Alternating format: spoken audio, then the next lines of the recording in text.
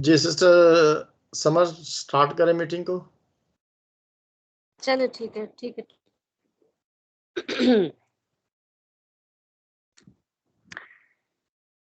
खुदावंद खुदा ने मुझको शागिर्द की जुबान बख्शी ताकि मैं जानूं कि कलाम के वसीला से किस तरह थके मांदों की मदद करूं। आमीन। खुदावंद यीशु मसीह के जिंदा जलाली और खूबसूरत नाम में आप सबकी सलामती हो। द वॉइस ऑफ गॉड में हम आप सब खादमान दीन को और तमाम बहन भाइयों को खुश आमदीद कहते हैं। इस आलमी दिन के मौके पर हम दिल की गहराइयों से आप सबका शुक्र अदा करते हैं। खुदावंद आप सबको अपनी पाक हजूरी में कबूल कर रहे हैं और जो खिदमत खुदावंद ने अपनी बेटियों को मुख्तलिफ तरीके के साथ दी हुई हैं, खूबसूरत नेमतें दी हुई हैं, आज इस इबादत के वसीला से अपनी बेटियों को खुदावंद कसरत के साथ इस्तेमाल करें और उनका मुंह बने। किरदारों के सबब से खुदावंद उनकी सलाहियत को हम सबके सामने खुदावंद उजागर करें। खुदावंद की शुक्रगुजारी करती हूँ आज के इस दिन के लिए। खुदावंद ने हमें सबको दूरों नजदीक से इकट्ठा करके अपनी पाक हजूरी में इकट्ठा किया ताकि हम सब मिल बैठकर खुदावंद की हम तारीफ इस्ताइश और उसकी तमजीद कर सकें। खुदावंद खुदाए कादिर है जो रहम करने में हमेशा शफकत के साथ पेश आता है। वो हमारी खताओं को अपनी निगाह में नहीं रखता बल्कि हमारी खताएं को माफ करता है और अपने हजूर हमें इकट्ठा करता है। मैं इब्तदाई दुआ के लिए अपने खुदा खादम पास्टर जॉन लतीफ से दरख्वास्त करती हूँ। पास्टर जी, आप हम सब दुआ कीजिए, खुदावन के साथ अपनी रफाकत को गहरा कीजिए। खुदावन हम सबको अपने पाक हुजूर में इस तरह कबूल करें और आज जिस मकसद के लिए हम सब इकट्ठे हुए हैं, खुदावन हमारा हादी और मददगार रहे। अगर किसी जगह हम कमजोर पड़ जाएं तो खुदावन अपनी शज़ोरी बख्श कर हमें अपने जलाल के लिए कसरत के साथ इस्तेमाल करें। जी पास्टर जी। असली और जिंदा जलाली आसमानी बाप रहमतों के बानी खुदावंद शुक्र करते हैं इस जिंदगी के लिए और सारी बरकतों नेमतों बख्शों के लिए खुदावंद जो आपने हमें अता की हैं। आसमानी बाप, हम इस लायक नहीं, लेकिन ये आपकी मोहब्बत, आपका प्यार, आपकी मेहरबानी और शफकत है जो आपने हमें मौका अता किया कि हम एक बार फिर आपके हजूर आए और अपने हिस्से की बरक़ात को हासिल कर सकें।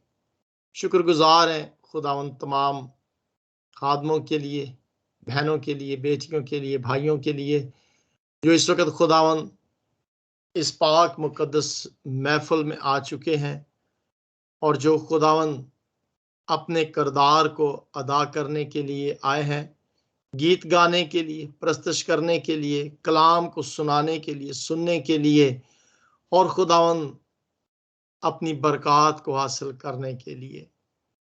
दुआ करते हैं खुदावंद आपकी बेटी बहन सिस्टर समर सराफीन के लिए जो मीटिंग को लीड करे। खुदावंद अपनी बेटी को लफ्ज़ों की तरतीब, पाकरुल कुद्दस का मसा अता करना ताकि बड़ी खूबसूरती के साथ खुदावंद वो आज की इस मीटिंग को लीड करें। और इसी तरह तमाम परस्तारों के लिए दुआ करते हैं रूह कुद्दस के मसा के लिए कि ये सारी प्रस्तश आपके हजूर में बखूर की मानत कबूल हो। और जो बहनें खुदावंद आज किरदार अदा करती हैं, खुदावंद उन तमाम बहनों के लिए बरकत चाहते हैं कि खुदावंद पाकरुल कुद्दस का मसा अता करें, अपना कलाम अता करें ताकि वो बड़ी संजीदगी, ईमानदारी और दयानतदारी के साथ खुदावंद उस किरदार को बखूबी तौर पर सर अंजाम दे सके ताकि खुदावंद उनके इस किरदार के वसीला से खुदावंद बहुत सारी रूहें और जानें जो हैं वो बच सकें और वो बड़ी जिम्मेदारी के साथ अपनी जिम्मेदारियों को कलीसियाई तौर पर और ख़ानदानी तौर पर निभाकर खुदावंद एक मिसाल को कायम कर सकें। इबादत के शुरू से लेकर आखिर तक आपकी मदद, रहनुमाई, हिफाज़त और निगहबानी को मांगते हैं और दुआ करते हैं कि खुदावंद हम सब मिलकर खुदावंद आपके नाम को जलाल दे सकें। इबादत के शुरू से लेकर आखिर तक पाक रूह कुद्दस के मसा को मांगते हैं। ये दुआ आपके बेटे यीशु के नाम से मांगते हैं, आमीन। आमीन। थैंक यू पास्टर जी। आपको भी बहुत बरकत दे। जिस तरह खुदावन ने आपके कंधों पर एक बहुत बड़ी जिम्मेदारी सौंपी हुई है, खुदावन आपको इससे कहीं ज्यादा और अपनी कुदरत के लिए, अपनी खिदमत के लिए खर्च और इस्तेमाल करता है और करता रहेगा जब तक वो वापस आ नहीं जाता। खुदावन का खादम खुदा में रहकर अपनी जिंदगी को इसी तरह बसर करे और बहुत सारी रूहों को खुदावन के पाक मज़बा पर खींच के लेके आए। खुदावन का शुक्र अदा करती हूँ। आज के इस इबादत के लिए खुदावन का जिंदा कलाम पढ़ा जाएगा। यसाया नबी की किताब, उसका 49 बाब और 8 आयत से लेकर मैं उसकी चंद आयात पढ़ूंगी। खुदावन के जिंदा कलाम में लिखा हुआ है, खुदावन यूं फरमाता है कि मैंने कबूलियत के वक्त तेरी सुनी और निजात के दिन तेरी मदद की, और मैं तेरी हिफाजत करूंगा और लोगों के लिए तुझे एक अहद ठहराऊंगा, ताकि मुल्क को बहाल करे और वीरान मिरास वारसों को दे, ताकि तू कैदियों को कहे कि निकल चलो, और उनको जो अंधेरे में हैं कि अपने आप को दिखलाओ। वो रास्तों में चलेंगे और सब नंगे टीले उनकी चरागाहें होंगी। पाक कलाम के पढ़े सुने जाने पर खुदावंद की बरकत हो। खुदावंद का शुक्र, उसकी तारीफ और उसकी तमजीद करते हैं। आमीन। आइए हम खुदावंद की प्रस्तुत करते हैं, खुदावंद का शुक्र अदा करते हैं, खुदावंद के इस लम्हे के लिए, इस बाबरकत के लिए। खुदावंद जिस तरह उसने अपनी बेटियों को अपने नाम इज्जत जलाल के लिए इकट्ठा किया है, खुदावंद अपनी बेटियों को इसी तरह अपनी मुट्ठी में बंद करे। किरदारों को खुदावंद इसी तरह निभाने की ताकत अता करें जिस तरह वो जिम्मेदारियों में अमली जिंदगी में भी वो गुजार रही हैं। इस वक्त मैं प्रस्तुत के लिए दावत दूंगी। अगर किसी ने लिखा हुआ है तो प्लीज अपने माइक को अनम्यूट करके आप प्रस्तुत में हिस्सा ले सकते हैं।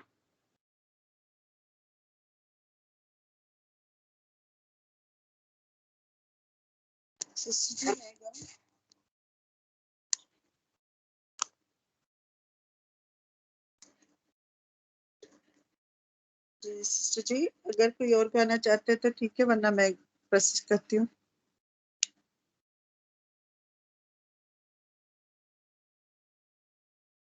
सिस्टर हेलो, आप करें, आप शुरू करें। सिस्टर समर शायद लेफ्ट हो गए हैं, नेट का इशू, आप करें। जी थैंक यू पास्टर जी। मसीह में आप सबकी सलामती हो, सबको सलाम। आए हम ज़बूर 40 गाएंगे। मैं सबर देना ले आस रख के यहोवा दी करदा सा इंतजारी। मैं सबर देना ले आस रख के यहोवा दी करदा सा इंतजारी। तदोस ने मेरे ते तरस खा के सुनी मेरी सारिया हो जारी। मैं सबर देना ओ खतरे ते टोए देखो बियाचो है मैनू कढ़ के ले आया बाहिर। ओ खतरे ते टोए देखो बियाचो है मैनू कढ़ के ले आया बाहिर। चट्टानू तेरा के पैर मेरे ते बख्शी कदमा नु ओस्तवारी।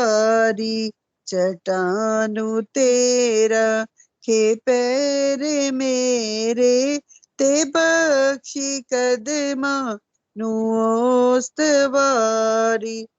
खुदा ने गीत नवा सिखाया के चीज तो होवे तारीफ उस दी। खुदा ने गीत नवा सिखाया के चीज तो होवे तारीफ उस दी। बतेरे मनन गे खौफ उसदा ते आस रखन रबयूते सारे मुबारिकों से दाहाल जानो यहोवा यूते भरोसा जिसदा मुबारिकों से दाहाल जानो यहोवा यूते भरोसा जिसदा गुमंडियां को लेओ नी जांदा ना झूठे आना ले रख दयारी घुमंडियां को लेओ नी जांदा ना झूठे आना ले रख दयारी मैं सबर देना ले आस रख के यहोवा दी करदा सा इंतजारी। Amin. God bless you all.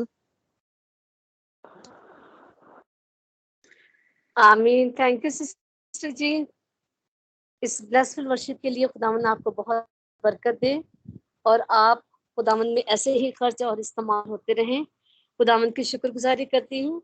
Sister Shazia आप हमारे साथ हैं?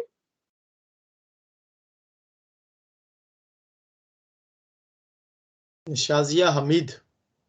जी जी, शाजिया हमीद आप हमारे साथ हैं? हाँ जी जी, वो आ गए हमारे साथ। तो आगे हम एक अपने आज के इस प्रोग्राम के लिए खवातीन के आलमी दिन के प्रोग्राम के लिए हमने आज एक किरदार के लिए अपनी बहन का इंतखाब किया है, सिस्टर शाजिया हमीद, जो बहन के किरदार को अदा करेंगी।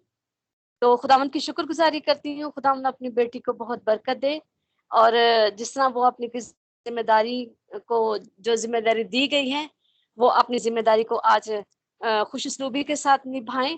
तो मैं इज्जत और एहतराम के साथ दावत देती हूँ, सिस्टर शाजिया प्लीज आप आए और अपने पार्ट को अदा कीजिए।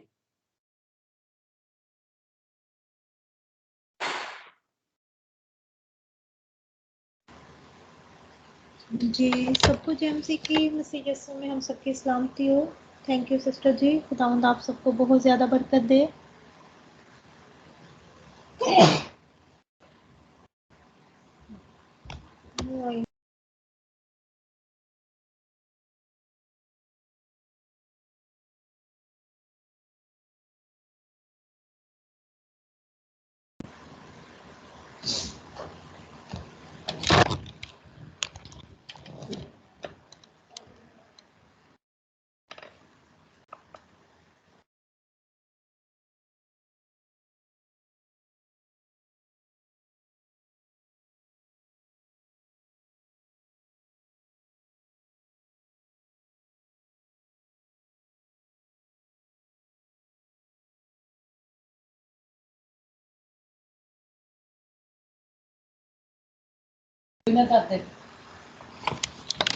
जी सॉरी, मेरे नेट का थोड़ा इशू है।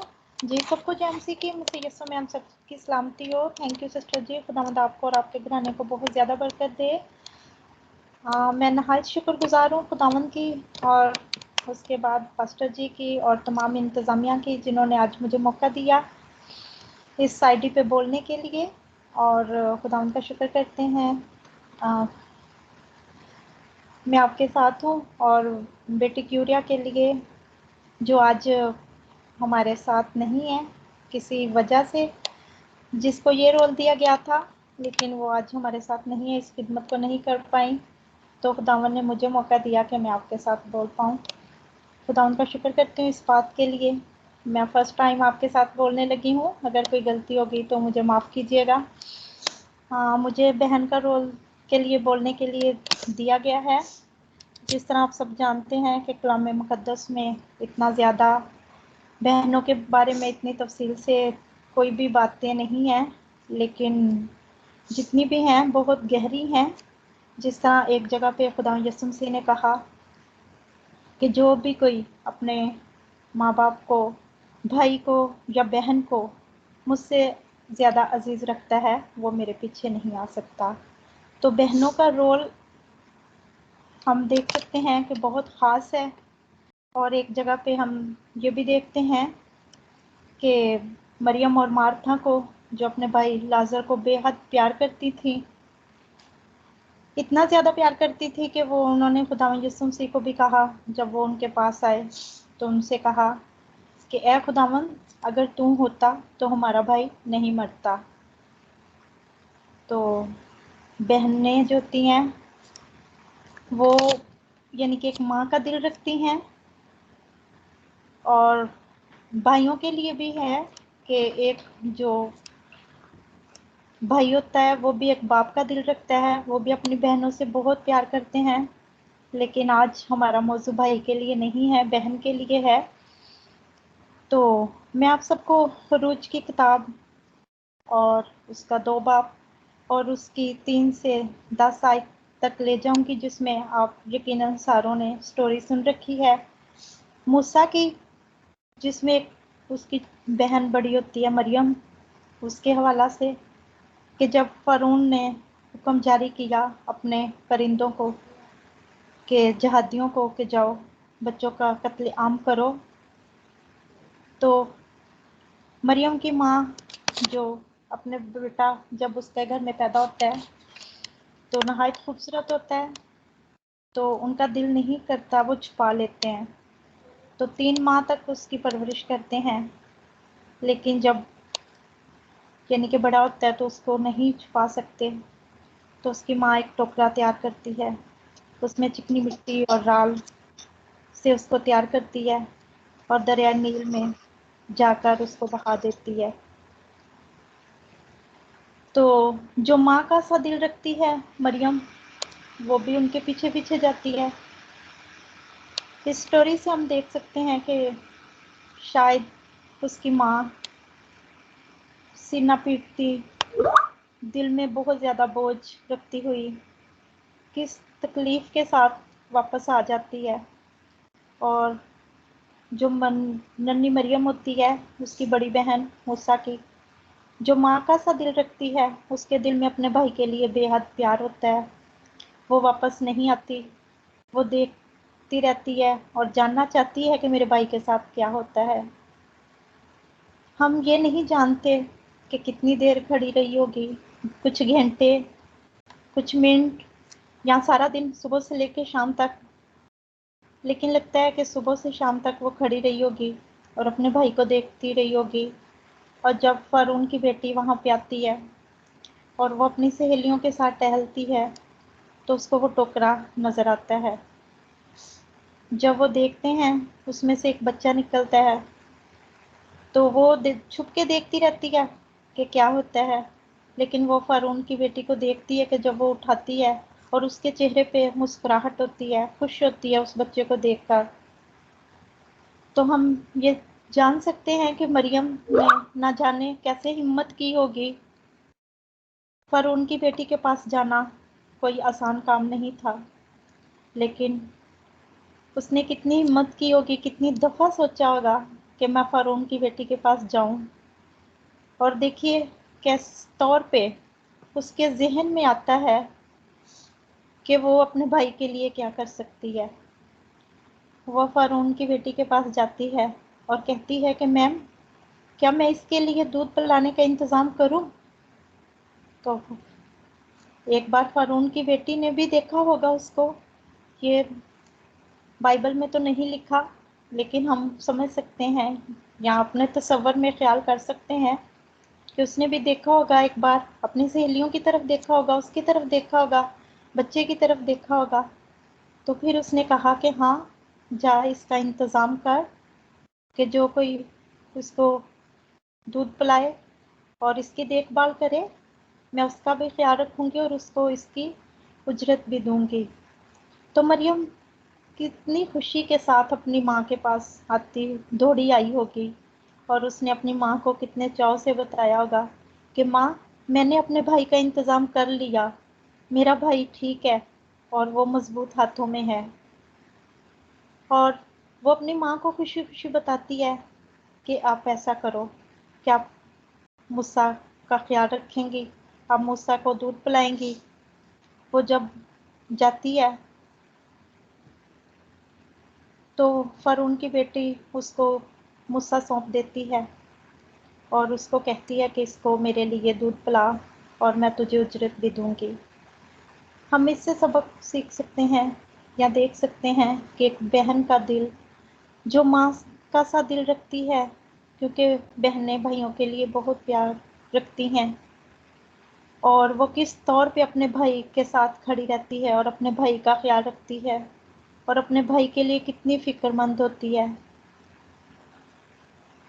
और किस तरह मूसा की परवरिश होती है अपनी बहन के वसीला से, और किस तरह उसको अपनी माँ का भी प्यार मिलता है।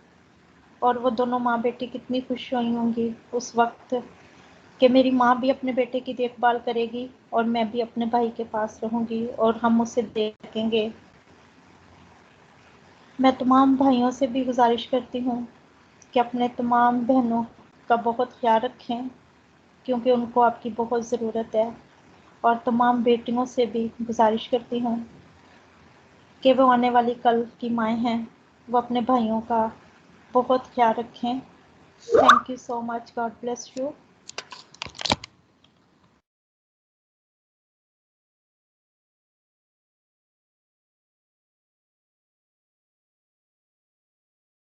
थैंक यू सिस्टर जी, बहुत खूबसूरती के साथ मरियम के जिक्र को जाहिर किया गया। बेशक इसमें कोई शक की बात नहीं, मरियम एक बहादुर और ज़हीन लड़की थी। उसकी माँ ने उसे बहुत अहम काम सौंप दिया गया था, जिसमें वो कामयाब भी हुई। उसने उसे छोटे भाई की जिंदगी का दारोमदार बना दिया था, और उसने वो काम इस कदर दलेरी और बहादुरी के साथ सर अंजाम किया कि कोई भी उसको सराहे बगैर रह नहीं सकता था। इस सारे वाकया में सबसे ज्यादा कमाल की बात यह है कि वो अपनी ही माँ को, जो इब्रानी औरत थी, मिस्री शहजादी के पास ले गई, और इस तरह वो उसने अपने भाई को अपनी माँ की गोद में ही सौंप दिया था। ये एक बहन थी जिसने अपने भाई को बचाने में अपने किरदार को अदा किया। बहनें हमेशा, अक्सर एक हमारे पंजाबी में एक मिसाल है कि भैना गोया हुंदियां ने और भरा जो होते ने वो लोहार, ऐसी कुछ नहीं बात होती, लेकिन खुदावंद की शुक्रगुजारी करती हैं। वाकई बहनें बहुत मोहब्बत करती हैं, और कोई ऐसी बात भी हो जाती है खानदान में तो बहनें ही भाइयों के लिए लड़ती हैं, झगड़ती हैं, और उसके हक के लिए अपने भाइयों के सामने खड़ी हो जाती हैं। खुदावंद की शुक्रगुजारी करती हूँ इस बाइबल मुकद्दस में से मरियम के किरदार को, मार्था के किरदार को, और भी बहुत सारी ऐसे हम बाइबल मुकद्दस में से पढ़ते हैं। खुदावन सबको, सब बेटियों को एक औरत जात होते हुए खुदावन ने अलग अलग किरदार और रूप दिए हुए हैं। आज हम जिस मकसद के लिए एक दूसरे के अपने किरदारों को एक दूसरे के सामने शेयर करते हैं, तो इससे हम बहुत सारा कुछ सीखते भी हैं कि हमने एक औरत होने के नाते हम अपने अपने किरदारों में किस तरह समाई हुई हैं, बल्कि सामने भी आती हैं। खुदावंद आपको बहुत बरकत दे सिस्टर जी। हम आगे बढ़ते हैं, आइए हम प्रस्तुत करते हैं। अलमास भाई, आप हमारे साथ हैं?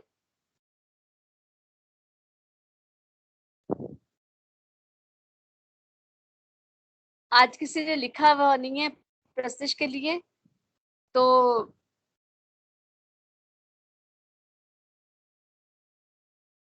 सिस्टर रुखसाना अगर आप हैं तो आप प्रस्तुत में रहनुमाई कीजिए प्लीज। इसके बाद मैं सिस्टर जेबा से दरख्वास्त करती हूँ कि वो अपने आप को तैयार करें, ताकि आप अपनी जो आपको जिम्मेदारी दी गई है एक बहू के किरदार को किस तरह निभाना है जिंदगी में, आप इस किरदार के लिए अपने आप को अगले सेक्शंस के लिए तैयार करें। तो जी सिस्टर रुखसाना प्लीज अगर आप हैं तो प्रस्तुत में रहनुमाई करें। जी मैं आपके साथ हूँ जी। सबको सलाम जय मसीह की आए मेरे अजीजों। हम सब खुदाम की प्रस्तुत में आगे बढ़ते हैं और उसके मुकद्दस नाम को इज्जत और जलाल देते हैं। आमीन। है खुदा पाक रू आज जुम्बस तू कर, झूले हर जिंदगी, खाली दामन भी भर, है खुदा पाक रूह, अंधी आंखें खुले, मुर्दा दिल भी चला, तू है कादिर खुदा, अपनी कुदरत दिखा, अपनी कुदरत दिखा, आज तुझ पे लगी हर बशर की नजर, झूले हर जिंदगी, खाली दामन भी भर, पानी पानी पेती जैसे झुंबश तरी, अंधे आकर देखें रूह की बारिश तेरी, रूह की बारिश तेरी, वो ही बारिश तू कर, वो ही जुम्बश तू कर, झूले हर जिंदगी, खाली दामन भी भर, मानती हूँ सभी अपनी कमजोरियां,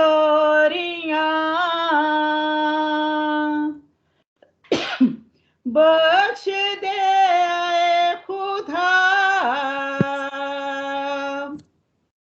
अपनी शहज़ोरियां,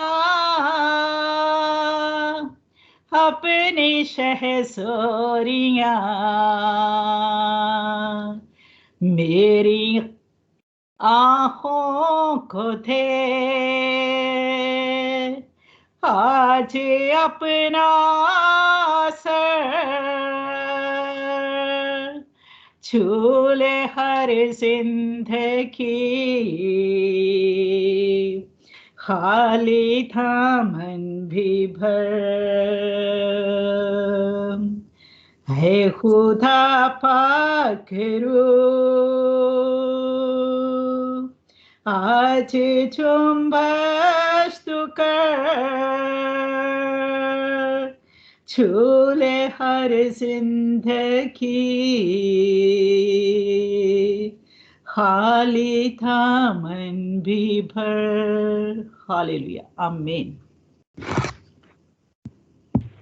आमीन।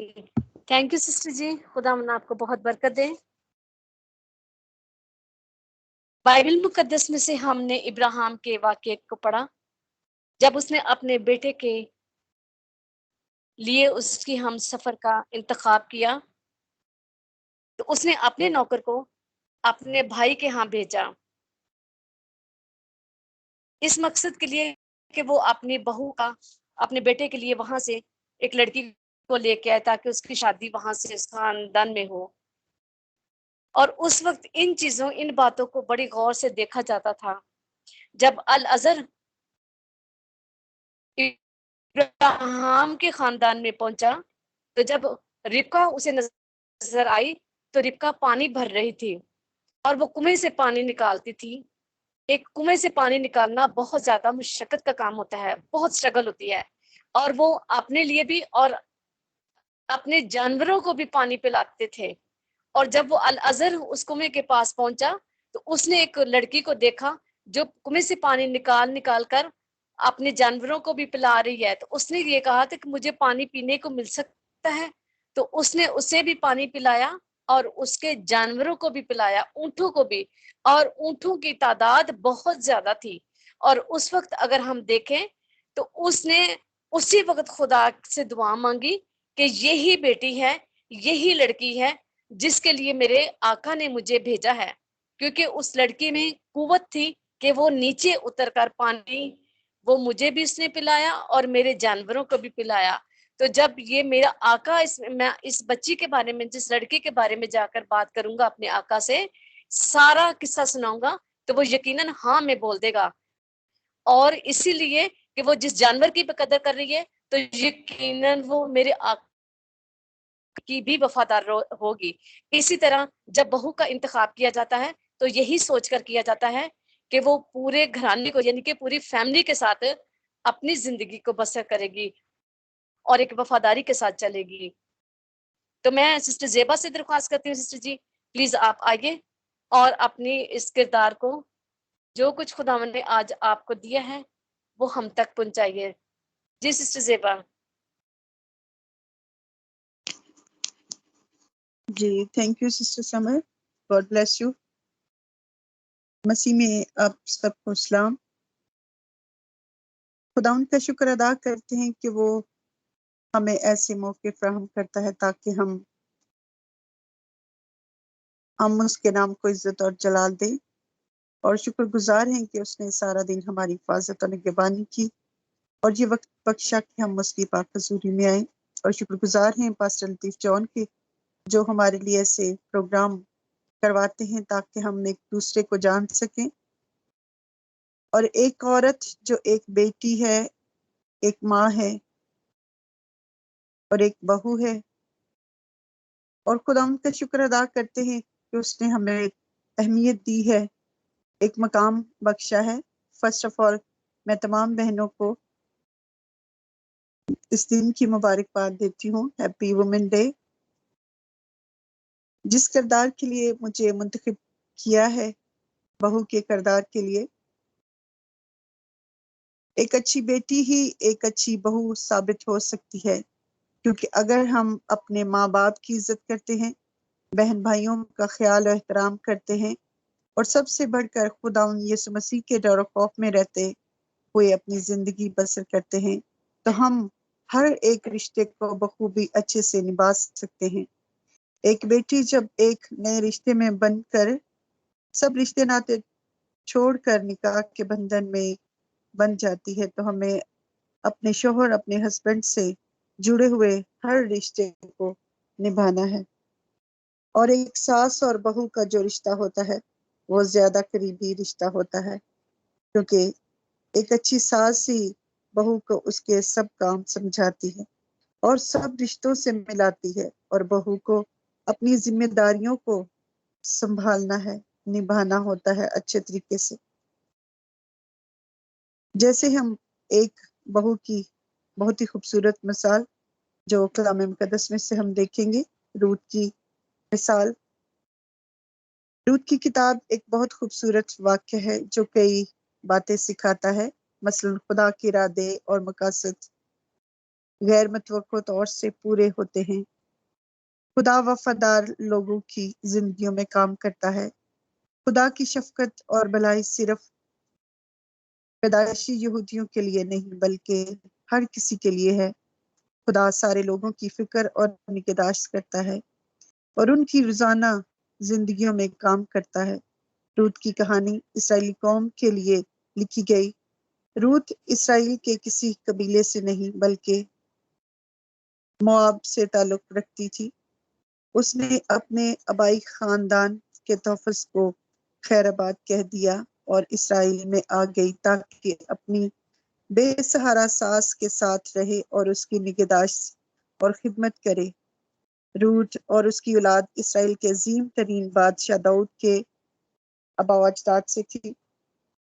बहुत ही खूबसूरत मिसाल सास और बहू की देखेंगे, रूथ और नोमी की मिसाल। रूथ ने अपने बारे में नहीं सोचा था, उसने अपनी सास नोमी के बारे में सोचा। ऐसी अगर हम अपने फराइज को जिम्मेदारी से निभाते हैं, खुदाउन के डर और खौफ में रहते हैं, तो हमारा खुदाउन भी हमें बरकत देता है, हमारी रहनुमाई करता है। जब रूथ के शोहर की डेथ हो गई तो नोमी ने रूथ से कहा कि तू अपने माँ बाप के घर चली जा, लेकिन उसने कहा मैं तेरे साथ ही रहूंगी। रूथ ने कहा तू मुझसे मिन्नत ना कर, मैं तुझे छोड़कर कभी नहीं जाऊंगी, क्योंकि जहां तू जाएगी मैं भी वहां जाऊंगी, जहां तू रहेगी मैं भी वही रहूंगी। तेरे लोग मेरे लोग होंगे, तेरा खुदा मेरा खुदा होगा। जहां तू मरेगी मैं भी वही मरूंगी, जहां तू दफन होगी मैं भी वहां ही दफन होगी। खुदाउन मुझसे ऐसा ही बल्कि इससे भी ज्यादा करे, अगर मौत के सिवा कोई और चीज मुझको तुझसे जुदा कर दे। और नोमी और रूथ चलते चलते बैतलहम यानी वहां वो अपने करीबी रिश्तेदार के खेत में बालियां चुनने को गई, ताकि घर के लिए कुछ खाने को खरीद सके। वो बॉयज नामी शख्स जो इनका करीबी रिश्तेदार था, उनके यहाँ बालियां चुनने को गई। एक दिन नोमी ने रूथ से कहा कि तू खुशबू लगा कर जा, ताकि बॉयज तुझ पर मेहरबान हो। वो रात भर बॉयज के यहाँ ठहरी रही, लेकिन बॉयज ने उसे छुआ तक न था और ना उसकी तरफ देखा। उसने कहा तू तो खुदावन के डर और खौफ में रहती है, और सारा शहर जानता है कि तू पाक दामन है। जैसा खुदावन की मर्जी हो वही होगा। ऐसे ही हम अगर जहां भी रहे, अच्छे बुरे लोग जरूर होते हैं, लेकिन हमें अपने आप को संभालना होता है और हमेशा अपनी जिंदगी को खुदावन में रहकर गुजारना है। हमारी जिंदगी में बहुत सी मुश्किलात आती हैं, लेकिन खुदा हमारे साथ होता है। हमारे साथ खुदावंद होता है तो कोई भी मुश्किल नहीं होती। और सबसे बढ़कर बर्दाश्त करना है। अगर एक घर में बहुत सी बातों को लेकर ऊंच नीच हो जाती है, अगर हम उसे बर्दाश्त करते हैं और खुदावंद के डर खौफ में रहते हैं और उससे मदद मांगते हैं, तो घरों में कभी लड़ाई झगड़े नहीं होते। और बाज दफा हमें एक दूसरे को समझने में बहुत ही देर हो जाती है, तो ऐसा नहीं होना चाहिए। लूका 12 बाब उसकी 35 आयत में हम देखते हैं, बाप बेटे से मुखालफत रखेगा और बेटा बाप से, माँ बेटी से और बेटी माँ से, सास बहू से और बहू सास से। ये सब अखीर जमाने की लामत है। लेकिन मेरे जीजों, हमें सब्र करने और बर्दाश्त करने की जरूरत है, ताकि हम एक अच्छी मिसाल बन सके। मीका उसका 7 बाब और उसकी 6 आयत में हम देखेंगे, क्योंकि बेटा अपने बाप को हकीर जानता है और बेटी अपनी माँ के और बहू अपनी सास के खिलाफ होती है, और आदमी के दुश्मन उसके घर ही के लोग हैं। सो हमें अपने घर में सुलह और सलामती से रहने की जरूरत है, ना कि एक दूसरे के दुश्मन बन के, क्योंकि जिस घर में लड़ाई झगड़ा होता है वहां खुदा की बरकत नहीं होती। ऐसे ही जब मेरी शादी हुई, मैं आपके साथ शेयर करना चाहती हूँ, तो मेरे हस्बैंड की लीव शॉर्ट थी, उन्हें वापस बहरीन जाना था काम के लिए। मेरी जिंदगी में भी बहुत मुश्किल हुई, थोड़ी मुश्किल हुई, लेकिन खुदा से मदद मांगी और मेरे हस्बैंड के साथ ने कभी परेशान नहीं होने दिया। मेरी सास मेरी पोती, वो कभी गुस्सा होते और कभी बहुत खुश होते, बहुत प्यार करते थे, लेकिन कभी गुस्सा भी हमारी तरबियत के लिए ही होता है। उस गुस्से के पीछे भी प्यार होता है जो हमारी तरबियत के लिए होता है। वक्ती तौर पर तो हमें बहुत बुरा लगता है, लेकिन एक अपना ही होता है जो आपकी गलती से आपको रोकता है, आपकी तरबियत करता है। वो चाहता है कि हम कुछ ऐसा गलत ना करें, जैसे हमारा खुदा हमारी तरबियत के लिए हमारी कांट छांट करता है। वो चाहता है कि हम उसके हुक्मों पर अमल करें और उसके मुताबिक अपनी जिंदगियों को बसर करें और फ्रूटफुल साबित हों। इसलिए अपने किरदार को ऐसा बनाएं कि दूसरे आपसे कुछ सीखें और खुदा से बर्दाश्त और सब्र मांगे। अगर हम ऐसा करते हैं तो हम एक कामयाब जिंदगी गुजारते हैं। अपने शोहर से वफादारी निभाएं और उससे जुड़े हुए सब रिश्तों की कदर करें और सब काम के लिए खुदावंद से मदद मांगे, क्योंकि हमारा खुदावंद जो हर मुश्किल और परेशानी से हमें निकालता है, हमारा खुदावंद मोहब्बत, सुलह और सलामती का शहजादा है। खुदावंद आप सभी घरानों में सुलह और सलामती पैदा करे और ऐसी ही छोटी सी और हमारी वॉइस ऑफ गॉड की इस छोटी सी फैमिली में हमेशा प्यार मोहब्बत को कायम रखे और हम सब मिलकर इसी तरह खुदावंद की पाक हजूरी में हर रोज इकट्ठा हों और खुदावंद की इबादत करें। खुदावंद आप सबको बहुत बरकत अता करें। Thank you for listening. God bless you all.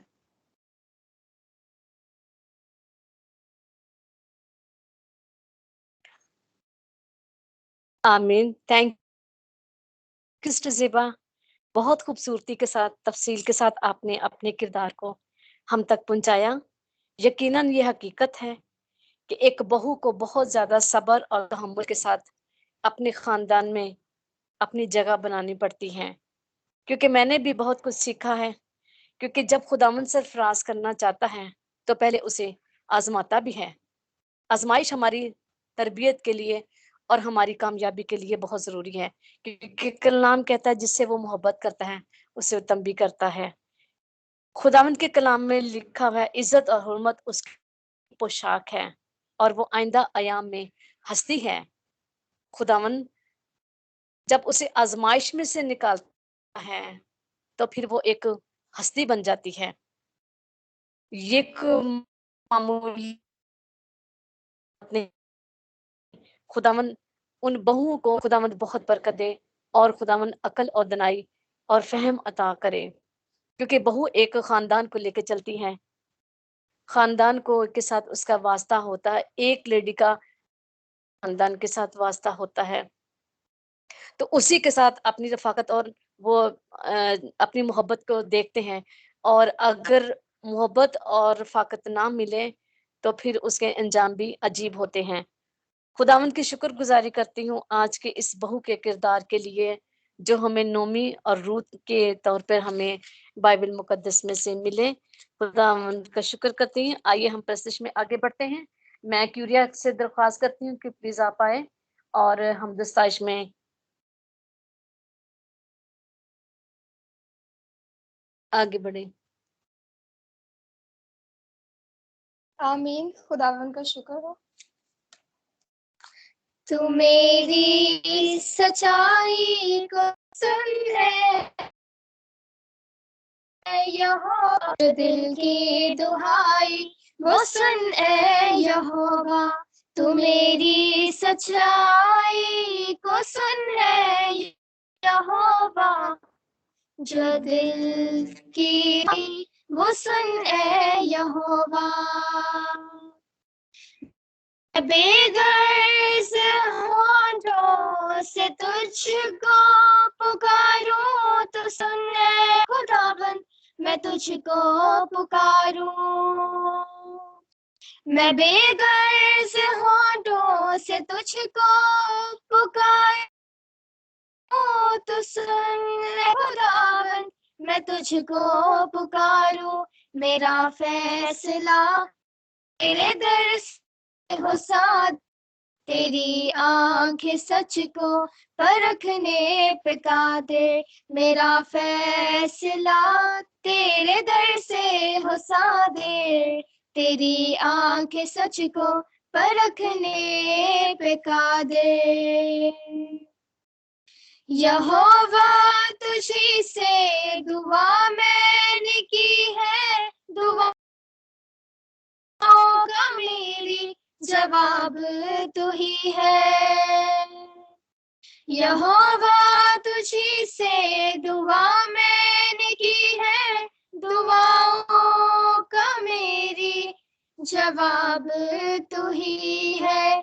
तू मेरी तरफ काने अपना झुका दे, मेरी अर्ज मिन्नत तू सुन इल्तिजा है। तू मेरी तरफ काने अपना झुका दे, मेरी अर्ज मिन्नत तू सुन इल्तिजा है। जो करते तवक्कल है तुझ पे खुदाया, तेरे दहने हाथ ने उनको बचाया। जो करते तवक्कल है तुझ पे खुदाया, तेरे दहने हाथ ने उनको बचाया। सभी दुश्मनों से बचाता रहेगा, वो शफकत अजब तू दिखाता रहेगा। दुश्मनों से बचाता रहेगा, वो शफकत अजब तू दिखाता रहेगा। तू मेरी सच्चाई को सुन ए यहोवा, जो दिल की दुहाई वो सुन ए यहोवा। तू मेरी सच्चाई को सुन ए यहोवा, जो दिल की दुहाई वो सुन ए यहोवा। आमीन। आमीन। थैंक यू क्यूरिया बेटा, खुदावंद आप सबको बहुत बरकत बख्शे। इस खूबसूरत प्रस्तुति के वसीला से आप इसी तरह खुदावंद में मकबूल होते जाएं और खुदावंद के नाम को इज्जत और जलाल देते जाएं। खुदावंद की शुक्रगुजारी करती हूँ। आइए हम आगे बढ़ते हैं। अगला रोल जो होता है वो एक बेटी का किरदार है। बेटी किस तरह मेरा ख्याल अपने सिस्टर घर जी में अपने पहले माँ बाप जी सास का कर लें, सास का कर लें, उसके बाद फिर बेटी का। ओके ओके अच्छा तो सिस्टर चलें। खुदा है। अच्छा चल ठीक है। तो आइए हम अगले किरदार की तरफ बढ़ते हैं और जो किरदार है वो मदर इन लॉ का यानी कि सास का किरदार है। तो बाइबल मुकद्दस में से जैसे सिस्टर ज़ेबा ने रूत और नोमी का जिक्र किया है और इसी तरह बाइबल मुकद्दस में अगर हम रिबका का और सारा का किरदार पढ़ते हैं तो रिबका का इसीलिए इंतखाब किया जा रहा था कि जैसे सारा होगी वैसे ही उसके कबीले की बेटी होगी यानी कि उसके भाई की बेटी होगी। तो इसलिए अच्छी औरतों का इंतखाब किया जाता है। तो मैं सिस्टर रुखसाना से दरख्वास्त करती हूँ जी सिस्टर जी आप आइए और अपने किरदार को जो आज आपको जिम्मेदारी दी गई है हम तक पहुंचाएं। जी सिस्टर रुखसाना वेलकम।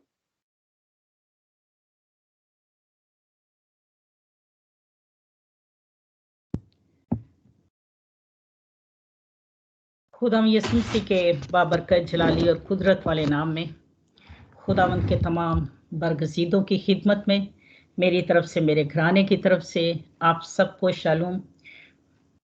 मैं सबसे पहले बाप बेटा और रूह कुद्दस का शुक्र अदा करती हूँ और उसको अपनी मदद के लिए पुकारती हूँ ताकि वो मेरे बोलने में, आपके सुनने में और हमें समझने में हमारी मदद करे। आमीन। और मैं वॉइस ऑफ टीम की शुक्रगुजार हूँ और सबसे बढ़कर खुदावंद के सूरमा पास्टर लतीफ जॉन की शुक्रगुजार हूँ कि जो हम सबको खुदावंद के कामों के लिए तरह बेतरह से खर्चो इस्तेमाल करने के लिए मौका देते हैं। खुदावंद अपने बंदा को बड़ी बरकत दे। मेरे अजीजों, मैं अपनी तमाम बहनों के लिए शुक्रगुजार हूँ। कल उन्होंने बड़ी खूबसूरती के साथ खुदावंद की इन आवाज़ को हम तक पहुँचाया और आज सिस्टर शाजिया ने और सिस्टर ज़ेबा ने भी बड़ी खूबसूरती के साथ अपने रोल्स को अदा किया है। जो मुझे मिला है वो मुझे सास का रोल मिला है। खुदावंद जल्द मुझे भी सास बनने का शर्फ बख्शेगा। आए मेरे अजीजों, आज मेरे साथ मिलकर खुदावंद के मुकद्दस कलाम में से हम देखेंगे कि सास की क्या क्या जिम्मेदारी होती है। और अगर हम बाइबल मुकद्दस के मुताबिक पहले हम देखेंगे तो उनमें हम तीन जो है वो सास के रोल को देखते हैं, एक सारा का और रिबका का। ठीक है, तो जैसी खुदावंद की बेटी सारा खुदावंद के हुक्मों के मुताबिक चलने वाली थी, वैसी ही उसकी बहू थी। और इसी तरह अगर हम देखते हैं शमौन की सास जो कि तप में थी, तो खुदावंद यीशु ने उसको जब शिफा दी तो वो उठकर खुदा की खिदमत करने लगी। यानी ये भी एक सास की बहुत ज़बरदस्त खूबसूरत हमारे लिए एक नमूना है कि जब खुदा हमें शिफा देता है तो हम खुदावंद के कामों के लिए अपनी ज़िंदगियों को खर्चो इस्तेमाल करें। आमीन। जो इसमें अहम जो है वो जिस पे ज़्यादा जो है हमें सीखने को मिलता है वो रूत में से हम सीखते हैं कि नोमी जो है वो रूत की सास है। और हम जानते हैं कि ये नोमी जो है वो इस्राएली औरत है और वो अपने मुल्क छोड़कर नवाब में जाती है। और वो पहले जो उसका मुल्क था वो यहूदा का बैतलहम था। और आप सब जानते हैं कि बैतलहम का मतलब है रोटी का घर, और वहां पर रोटी देने वाला भी पैदा हुआ था। सो मेरे अजीजों, वहां पर जब काल पड़ा तो नोमी ने क्या किया, बल्कि उसके शोहर ने क्या किया, अपनी पूरी फैमिली को लेके मुआब के मुल्क में आ गया था।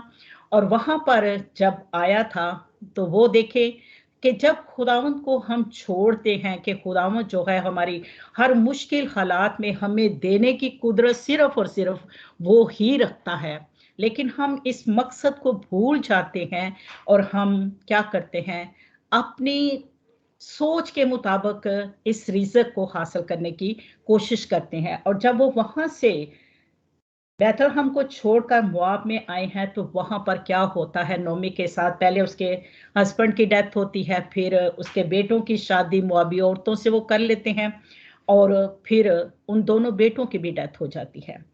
अब वो क्या हो जाता है कि वो अकेली रह जाती है। अब वो एक औरत जब वो अकेली रहती है और उसकी दोनों बहुएं जो हैं वो इस वक्त बेवा हैं और वो बहुत इस वक्त परेशान हैं। तो अगर हम नोमी के किरदार को देखते हैं तो वो एक दबंग, एक दलेर औरत है। वो वहां पर टूट नहीं रही, उसने वहां पर अपने आप को पकड़ नहीं लिया, सर के बालों को खींचना नहीं शुरू कर दिया, हाय मैं क्या करूंगी क्या नहीं करूंगी। उसने क्या किया है, उसका रुझान दोबारा जो है अपने मुल्क की तरफ जाता है कि वहां पर जो है खुदा ने अपने लोगों को क्या करना दे दिया है, खाना देना शुरू कर दिया है, काल खत्म हो गया है। वो वहां से उठती है तो वो क्या करती है, वो अपनी बहुओं को भी साथ लेती है। लेकिन वो फिर रास्ते में जब आती है तो उसका ज़मीर जो है वो उसको मलामत करता है। ये चीजें बाइबल में लिखी नहीं होती, लेकिन हम इनको सोचते हैं। क्यों सोचते हैं? क्योंकि हम जानते हैं कि जब तक हमें ज़मीर मलामत नहीं करता हम कोई भी कदम को उठा नहीं पाते। और वहां पर क्या होता है कि वहां पर वो अपनी बहुओं से कहती है कि तुम लोग ऐसा करो कि अपने अपने मेके में वापस चली जाओ, क्योंकि मेरे पास अब बेटा नहीं है जो मैं के क्या करूंगी, उनसे तुम्हारी शादी को करूंगी। या अगर आज मेरे पास मेरा हस्बैंड होता तो मैं उससे बेटे को पैदा करके, तो क्या तुम उसके बड़े होने का इंतजार करती? नहीं, मेरी बेटियों तुम चली जाओ। अब इस जब कहानी को हम पढ़ते हैं और अगर हम पैदाइश में जाते हैं तो वहां पर हम देखते हैं कि पैदाइश में यहूदा जो है, अगर उसका 38 बाप उसकी 11 आयत में देखे तो वहां पर यहूदा जो है उसकी बहू जो तिमर है, उसके जब हस्बैंड की डेथ हो जाती है तो उसका जो ससुर है वो उसको क्या कहता है कि तू क्या कर, अपने मेके में चली जा और जब तक तेरा रंडवापन खत्म नहीं हो जाता तू वहीं रह और मैं अपने बेटे को तुझसे ब्याह दूंगा। लेकिन वो उससे नहीं ब्याहता, ठीक है, तो वो अपने घर में बैठी रहती है। तो वो अपने दिल में ये बात को सोचता है कि इसकी वजह से शायद मेरा वो बेटा मरा है, अगर मैं दूसरे की भी शादी इससे करूंगा कहीं वो भी ना मर जाए। यहां पर देखे मेरे अजीजों, उसने सिर्फ और सिर्फ अपने बारे और अपने बेटों के बारे में सोचा है। तो यहां पर देखे कि ये जो नोमी है उसने क्या किया है, उसने ना तो अपने बारे में सोचा है ना अपने आने वाले फ्यूचर के बारे में सोचा है कि मैं बूढ़ी हूं तो मेरा अब कौन मुझे संभालेगा, कौन मेरा जो है सहारा बनेगा। नहीं, बल्कि उसने क्या किया है, उसने अपनी बहुओं का सोचा है और उसने उनको कहा है कि तुम चली जाओ। लेकिन बड़ी क्या करती है, वो तो चली जाती है, लेकिन छोटी जो है वो उसे नहीं छोड़ती और वो क्या करती है, वो उसके साथ ही आ जाती है। सो मेरे असीसों, आगे हम जाते हैं, जब रूत पहला बाप और उसकी मैं 27 आयत में पढ़ूंगी, तो जब वो लोग बैतल हम में पहुंचती हैं, तो क्योंकि पीछे जो है वो सारा रूत का लिखा हुआ है और मेरा जो है वो सिर्फ नौमी का है, तो जब वो जैसे ही नौमी जो है बैतल हम में पहुंचती है, तो वहां पर लोग उसे क्या कहते हैं कि देखो नौमी आ गई। तो नौमी का मेरे अजीजों मतलब है महबूबा या खुशगवार। अब जैसे उसको नौमी कहते हैं, तो वो कहते हैं कि मुझे नौमी नहीं कहो बल्कि मुझे मारा कहो। मारा का मतलब होता है कड़वाहट। तो वो कहती है कि कादरे मुतलक मेरे साथ सख्ती के पेश आया, मैं भरी हुई जो थी, यानी कि अपने साथी के साथ, अपने बेटों के साथ गई थी, और अब मैं क्या हूं, खाली लौटी हूं। तो मेरे अजीजों, अगर हम लोग खुदावंद के मुकद्दस कलाम में से ज़बूर में हम लोग देखें, तो वहां पर बड़ी खूबसूरत आयत लिखी हुई है। ज़बूर 132 उसकी 15 आयत में लिखा है कि मैं उसके गरीबों को रोटी से सेर करूंगा और मैं इसके रिज़्क में खूब बरकत दूंगा। अब जैसे कि वो अपने आप को खाली समझ रही है, अपने आप में एक तही को महसूस कर रही है कि कादरे मुतलिक ने मुझे क्या दिया है, दुख दिया है। मेरे अजीजों, हम भी अपनी अपनी जिंदगियों में उस दुख को हम याद रखते हैं, जो हमारी सिर्फ और सिर्फ एक टेस्टमनी के लिए आता है, जो कि हमारे ईमान की सिर्फ एक परख होती है, उसके लिए आता है। और वो हम चीज को क्या करते हैं, उस फेथ को जो है हम हमेशा जो है बुड़बड़ाहट में लाकर, नाशुक्री में लाकर हम क्या करते हैं, अपनी बरकत को खो देते हैं। और यहां पर जो है उसने अपनी गलती के बारे में नहीं सोचा कि मैं भी खुदा के घर को छोड़ के गई हूं, लेकिन उसने भी ब्लेम यहां पर खुदा पर ही कड़वाहट के साथ दिया है। तो मेरे अजीजों, खुदा जब हमको देखता है कि हम खुदा की तरफ जो है पलट आए हैं, तो वो हमारे फिर गुनाहों को याद नहीं करता, बल्कि उनको दूर पश्चिम फेंक देता है। और इसी तरह खुदावंद ने जब उसको अपनी तरफ अपने घर में आते देख लिया है, तो उसने उसको कुछ भी पिछला नहीं जतलाया, बल्कि खुदा ने क्या किया है, उस पर अपनी नजर की है। अब मेरे अजीजों, यहां पर कादरे मुतलिक ने क्या किया है, कादरे मुतलिक पर वो तो बुड़बड़ाहट को इजहार को कर रही है कि उसने मुझे दुख दिया है, लेकिन वो आने वाली ब्लेसिंग को नहीं सोच रही कि खुदावंद जो है अब मुझे किस तरह से ब्लेस करने वाला है। क्योंकि जब हम खुदा की हजूरी में आ जाते हैं ना, तो वो हमें बरकत देने वाले हाथों को हमारे लिए खोल देता है। अब जो उसके साथ उसकी बहू आई है, तो उसने क्या किया है मेरे अजीजों, इससे पहले कि मैं ये आयत की तरफ आऊं, अगर एक अच्छी सास अपनी जिंदगी में वो अपने रिश्तों को बड़े खूबसूरती के साथ जो है हर स्टेप पर निभाती है, तो मेरे अजीजों उसका रिश्तेदारों के साथ इतना खूबसूरत बंधन होता है कि मेरे अजीजों कभी भी उसकी जिंदगी में जो है मुश्किल आती है, तो वो ही जो रिश्ते होते हैं वो आगे बढ़कर जो है उनको संभालते हैं। लेकिन अगर आज मैं या आप एक सास की जगह पर हैं, तो अगर आज हम अपनी बहुओं को जो है इन रिश्तों के बारे में नहीं बताएंगे कि आपने अपनी नंद के साथ कैसे बिहेवियर करना है, अपने देवरों के साथ, अपनी जेठानियों के साथ, देवरानियों के साथ, इन रिश्तों के बारे में, या चाची सास के साथ या चाचे के साथ, इन तमाम रिश्तों के बारे में सास जो है वो खूबसूरती के साथ उन रिश्तों को निभा रही है, और बहू जो है वो इन चीजों को जो है वो नोट करती है और वो सीखती है, और फिर वो भी जो है बाद में उसी तरीके को अपनी जिंदगी में अपनाती है। तो मेरे अजीजों, हमारे जो रिश्ते हैं नस्ल दर नस्ल जो हैं आपस में सुलह सफाई के साथ कायम और दायम रहते हैं। आमीन। और अगर वो जो सास है वो ही लड़ाई झगड़ों के बारे में बताएगी, फलां से नहीं बोलना, फलां से नहीं बोलना, फलां हमारा ऐसा है, वो फलां ऐसा करता है, तो मेरे अजीजों ये रिश्ते बनने की बजाय हमेशा रिश्ते क्या हैं, टूट जाते हैं। अब यहाँ पर देखें, जो नोमी है उसने अपने रिश्तों से खूब अच्छी जो है रिश्तेदारी को निभाई है। तो अब वो क्या कर रही है, वो आगे जो है अपने बारे में नहीं सोच रही, बल्कि उसने अपनी बहू के बारे में सोचा है कि इसने मेरे साथ क्या की है, मेहरबानी की है, इसने मेरे बढ़ापे का सोचा है, अब मैं क्या करूं, इसके बढ़ापे का और इसके फ्यूचर के बारे में सोचती हूं।